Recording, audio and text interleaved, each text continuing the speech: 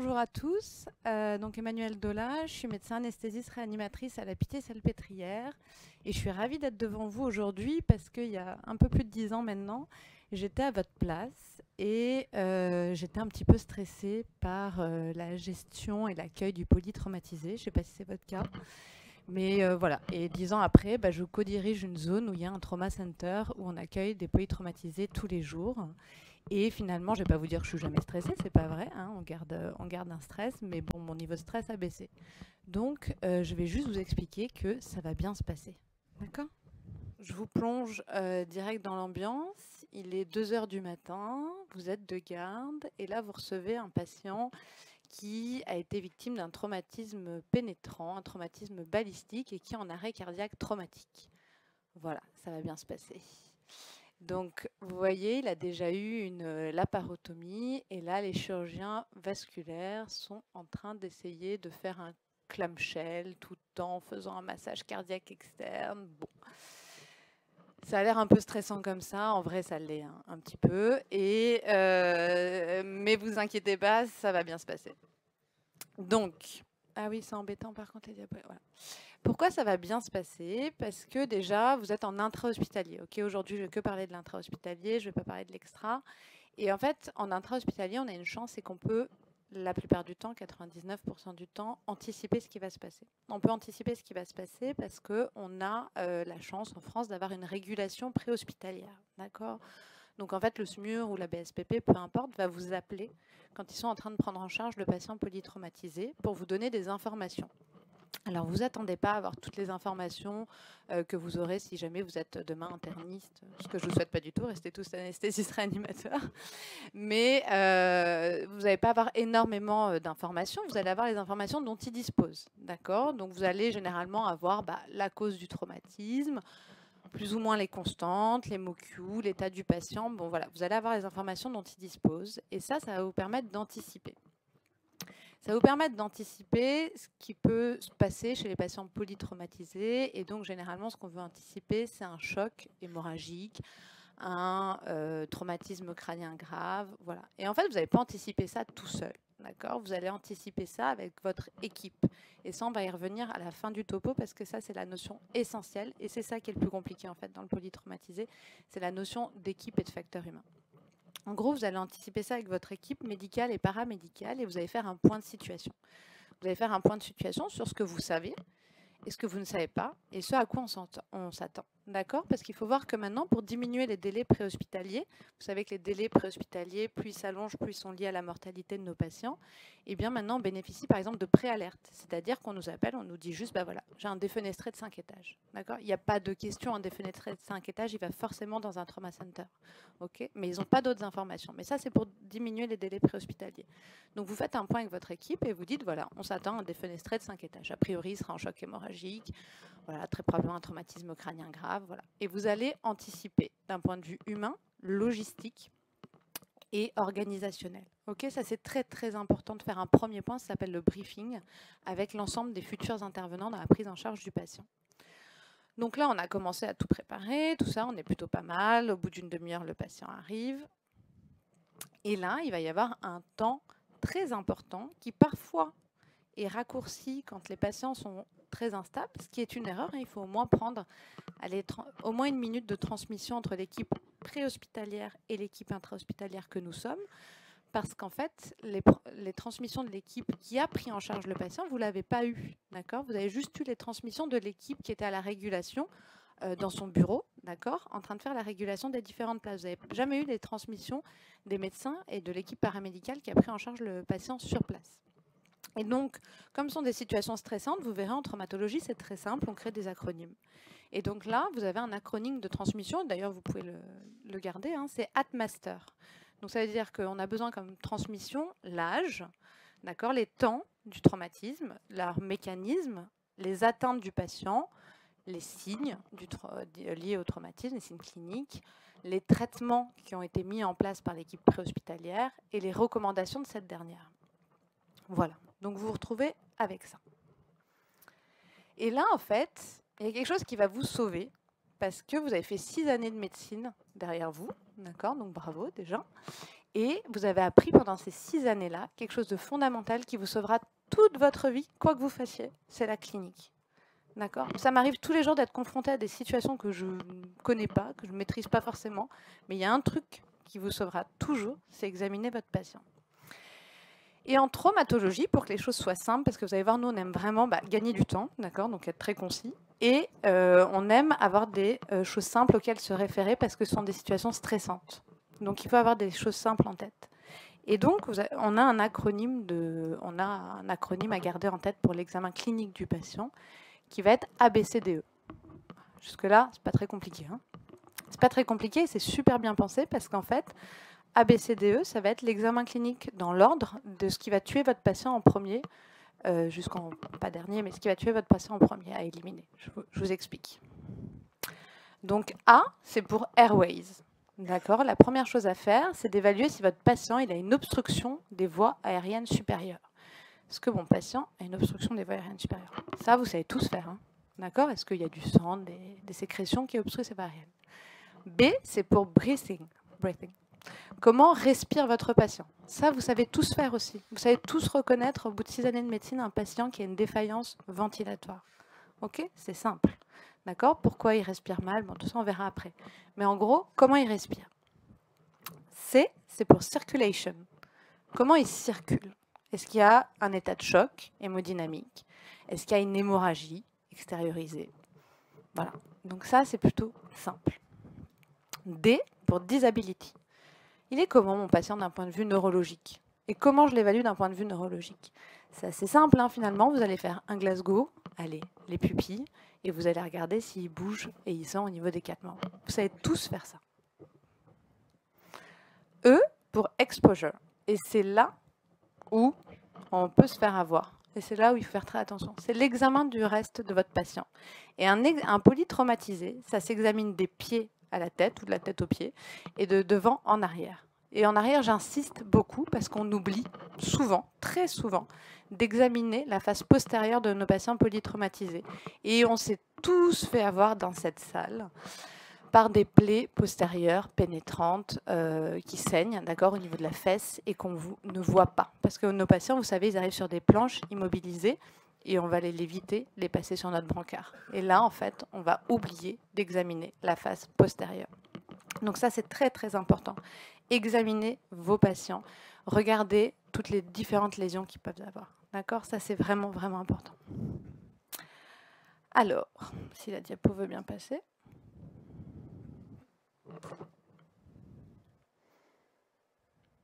Ok. Très bien. Voilà. Donc, il paraît qu'il y a un pointeur. Je vois pas le pointeur. Bon. Là, qu'est-ce qui se passe? Vous allez peut-être reconnaître une personne qui est dans la salle ou qui est plus. Ah si, il est là. Vous allez voir cette personne qui est dans la salle. Donc ça, c'est une photo de l'accueil d'un polytraumatisé. Il y a beaucoup de choses à voir sur cette photo qui sont extrêmement intéressantes. Déjà, vous allez voir que donc par définition, un patient polytraumatisé, il a plusieurs traumatismes. D'accord? Ce patient, il a donc effectivement, si on l'examine de la tête aux pieds, un traumatisme thoracique pour lequel il a bénéficié de la pose d'un drain thoracique. Très probablement, mais on va y revenir après, ce traumatisme thoracique avait créé un arrêt cardiaque traumatique eu égard au fait qu'il a la LUCA derrière lui. Ce patient, il a très probablement un traumatisme du bassin, parce que vous voyez, on va y revenir après, il a une ceinture pelvienne. Un traumatisme peut-être ouvert, là, on voit, parce qu'il a des bandes de compression, voire même un garrot, voilà, des pansements compressifs en tout cas. Un traumatisme des membres, hein, vous voyez la déformation de sa jambe gauche. Ok, vous voyez, tout ça, vous le savez aussi bien que moi, en fait. Hein. Il n'y a pas... voilà, ça, vous le savez aussi, vous savez faire. Ce qui est très intéressant, par contre, et ça va être plutôt ce que nous apprend l'expérience, c'est que vous voyez, donc, il n'y a qu'une seule personne sur cette diapo qui n'a pas de gants. D'accord? Pourtant, cette personne, donc, qui est dans la salle, il a aussi une chasuble pour l'identifier en tant que trauma leader. D'accord? Donc, ça veut dire que c'est le médecin en charge. C'est lui le responsable. Et les 3 autres là, médecins, là, ils ont tous des gants. Et bien pourquoi? Et bien parce que ça, c'est une notion essentielle et qui est très importante à retenir, c'est que le trauma leader, qui est le médecin responsable du patient polytraumatisé, il n'est pas censé toucher le patient, d'accord? Il n'est pas censé mettre les mains dans le cambouis, si vous voulez. Lui, c'est le chef d'orchestre. Lui, il doit avoir une vision globale du patient en permanence. Et toutes les informations concernant ce patient doivent passer et redescendre par lui. D'accord? Ça, c'est essentiel. Et ça, c'est vraiment extrêmement important pour la communication, pour la prise en charge de nos patients. Et donc là, vous voyez, les autres médecins, ils posent des drains thoraciques, des cathéters. Voilà. Bon, ça, on y reviendra après. Ça, c'est pas l'essentiel. Donc, décidément un problème de pointeur. C'est super.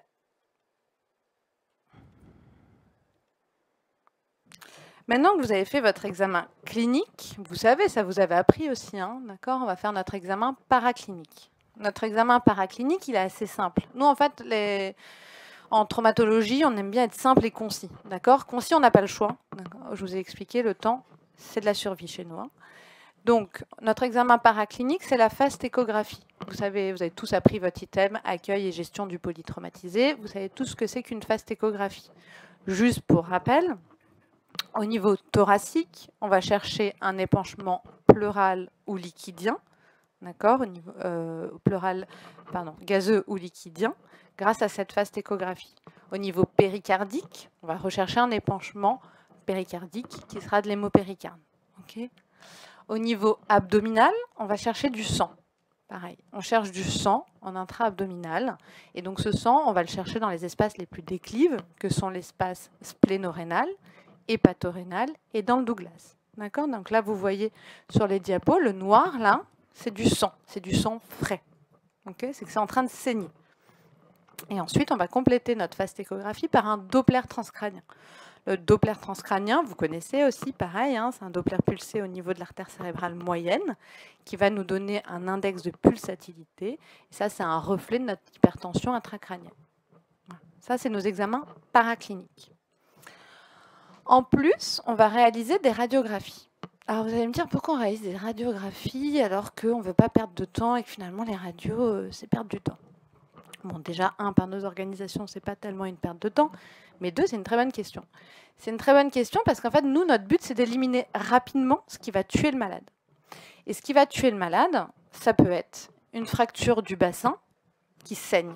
Parce que le bassin, ça saigne. Et le bassin, ça saigne de manière très insidieuse. C'est-à-dire que votre hémo-rétropéritoine, qui va tuer votre malade, parce que clairement, on perd régulièrement des patients sur des hémo-rétropéritoines qu'on a beaucoup de mal à prendre en charge. Votre hémo-rétropéritoine, initialement, vous le verrez très mal à votre fastéchographie.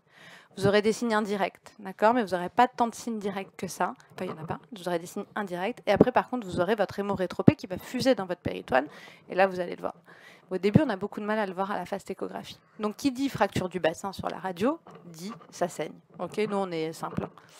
Et ensuite, vous verrez sur votre radiothorax, vous pouvez voir plein de choses, d'accord, des fractures de côte, des fractures vertébrales, un élargissement du médiastin, tout ça, ça va vous orienter, hein, c'est sûr, mais c'est pas, enfin, c'est intéressant à savoir, mais c'est pas ça qu'on va chercher en premier. En premier, on va chercher est-ce qu'il y a un pneumothorax ou un hémothorax qui comprime et qui va tuer notre malade, d'accord, parce que l'échographie, parfois, c'est un peu complexe, donc du coup, on réalise une radio de thorax en plus. Bon, bah voilà. Donc maintenant, on a fait un petit peu l'état des lieux de notre patient. Ça, vous saviez le faire finalement sans moi. Déjà, vous saviez plein de choses. Donc maintenant, je vais peut-être vous mettre juste les idées au clair, mais tout ce que je vais vous dire, pareil, vous le savez déjà. En fait, ce qui est important, c'est juste d'avoir les idées au clair. Donc, ce qui va tuer notre malade, c'est le choc hémorragique. Ça, je pense que vous êtes tous d'accord avec moi. Donc, le choc hémorragique, mais par contre, vous pouvez faire plein de choses pour éviter que notre malade meure. L'hémorragie, déjà, elle peut être extériorisée. D'accord ? Elle peut être extériorisée, ça peut être une hémorragie des membres. Donc là, vous mettez un garrot, d'accord, quand il y a un saignement artériel sur l'articulation en amont, d'accord, au-dessus de l'articulation en amont, vous mettez un garrot. Si ça continue de saigner malgré ça, vous mettez un deuxième garrot. Ok ? Donc ça, c'est important. C'est des choses que vous pouvez faire. Enfin, vous n'avez pas besoin de faire 10 ans de traumatologie pour tout ça. C'est pour ça que je vous dis que ça va bien se passer. L'hémorragie, elle peut être dans un endroit où c'est pas garrottable. Hein. Une hémorragie de l'artère fémorale, ça se garrotte pas. Bon, bah là, vous prenez n'importe qui passe, parce que vous, faut garder votre cerveau. Hein, je vous ai dit, ça c'est important, vous gardez votre cerveau. Et vous prenez quelqu'un et vous lui dites de faire un point de compression au niveau de l'artère fémorale. Et cette personne, elle ne bouge plus. D'accord ?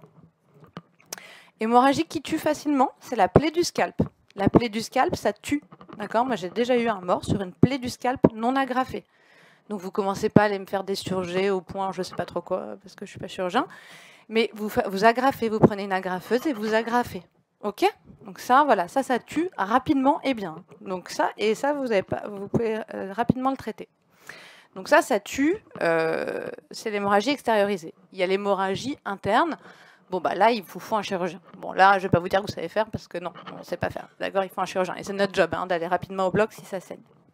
Par contre, ce que vous allez apprendre à faire, c'est apprendre à lutter contre quelque chose dont vous avez déjà entendu parler, mais qui peut être un peu abstrait, la triade létale.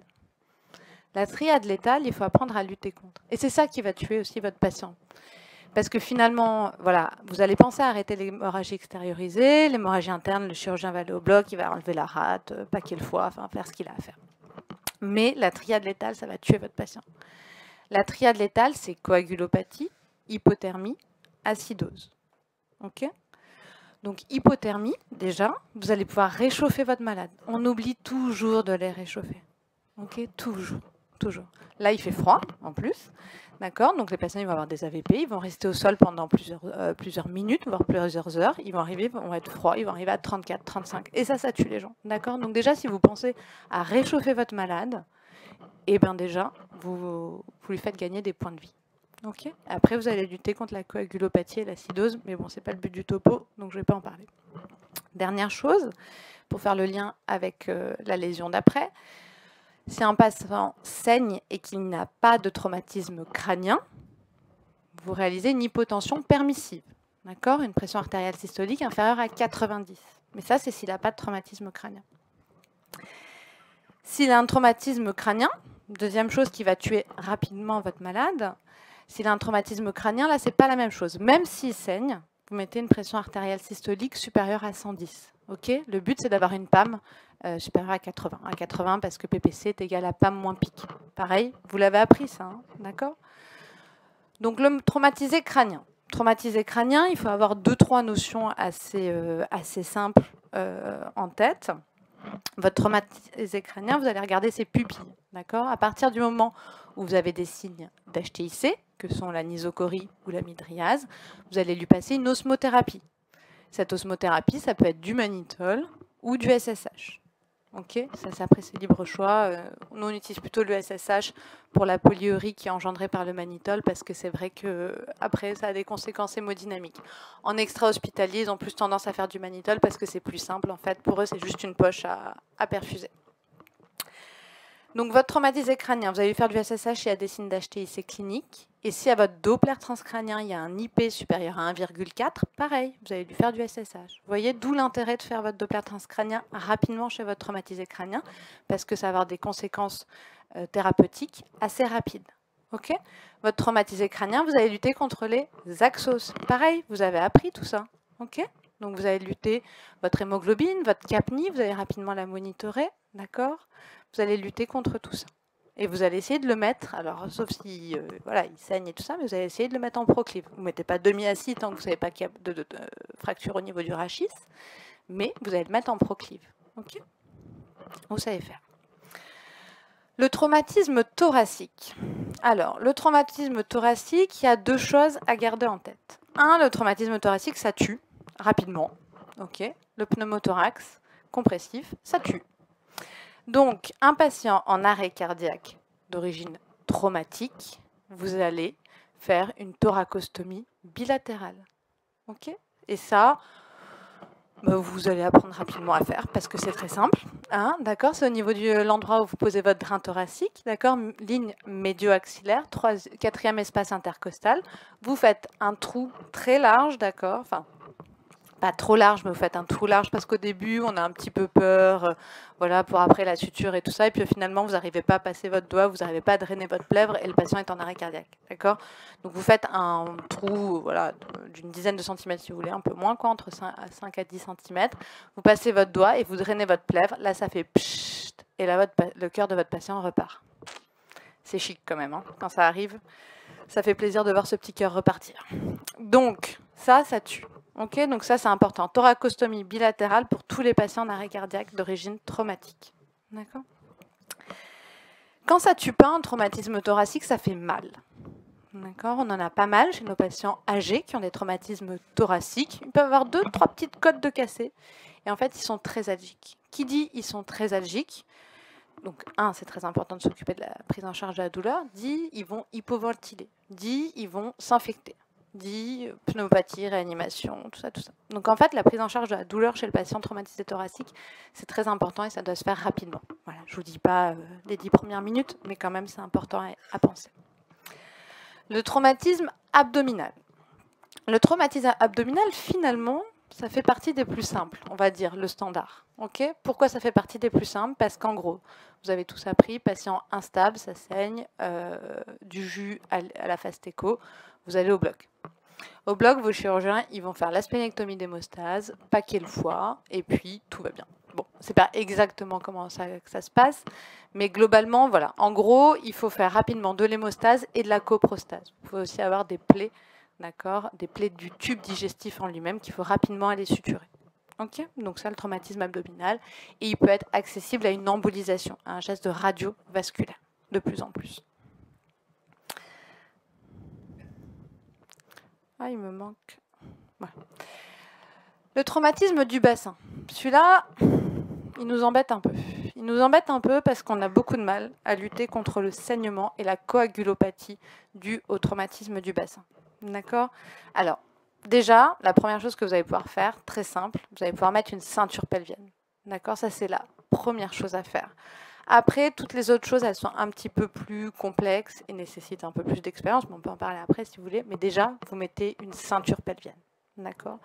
Ça, c'est la première chose à faire pour tenter de faire un peu d'hémostase mécanique, quoi, hein, d'accord? Pour tenter de stabiliser votre bassin pour faire de l'hémostase. Une fois que vous avez fait ça, vous allez discuter après, mais ce sont des discussions qui sont assez complexes. Mais globalement, ce qu'il faut dans l'idéal, un bassin, c'est l'emboliser. Okay, c'est surtout pas l'ouvrir. Pourquoi? Parce qu'en fait, vous avez votre péritoine, enfin, vous avez vos organes digestifs qui créent de la compression mécanique sur votre hémo-rétropéritoine. Aller ouvrir un hémo-rétropéritoine, ça n'a pas de sens. C'est-à-dire qu'on va juste créer encore plus de saignement. Okay, donc surtout, il ne faut pas ouvrir votre patient, il faut aller faire un geste de radiovasculaire. D'accord? C'est ce qu'il faut faire pour un traumatisme du bassin dans 90% des cas. Traumatisme des membres, ça c'est intéressant aussi parce que ça souvent ça passe un petit peu à l'as. C'est-à-dire que nos patients ils ont plusieurs traumatismes et finalement le traumatisme des membres, on passe un peu à côté. Et pourtant ça peut aussi tuer. Ça peut aussi tuer par une embolie graisseuse. Vous savez, patient, un petit jeune, 20 ans, fracture du fémur dans lequel déjà il met 2 litres, 1,5 litre, 2 litres de saignement, donc c'est déjà pas mal hein, même pour un jeune de 19 ans.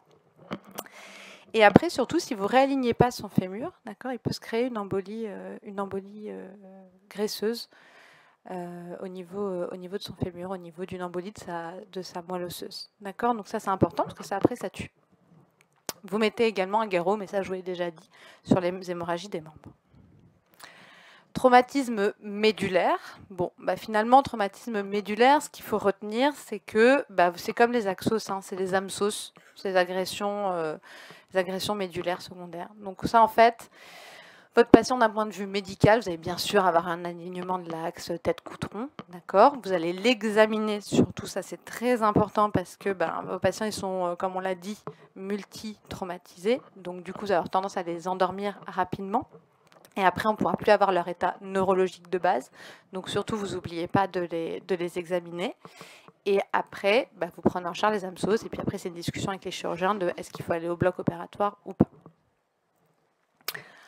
Ok, donc voilà. Tout ça, vous saviez plus ou moins. Donc c'est juste que j'ai essayé de vous mettre les choses dans des cases.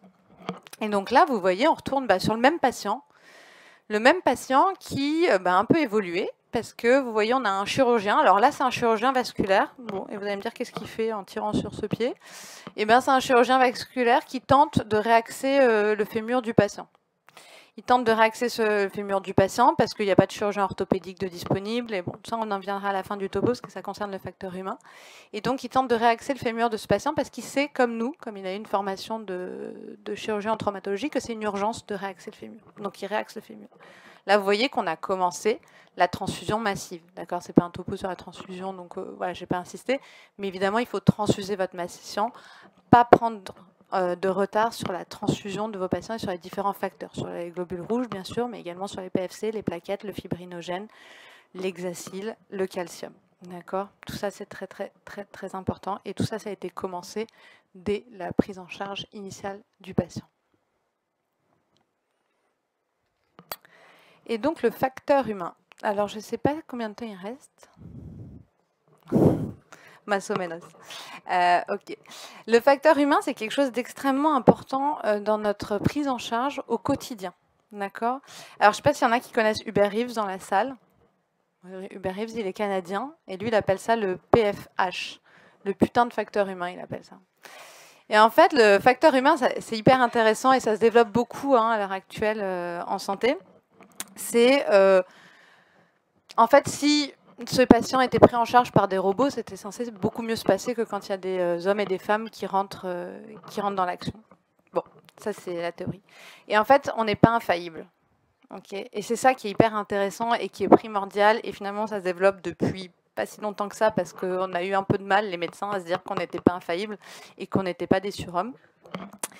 Et en fait, tout ce que je viens de vous présenter, bah oui, c'est censé se passer comme ça, mais je sais que bah, y a 1500 raisons qui vont faire que ça ne va pas se passer comme ça à cause de ce putain de facteur humain.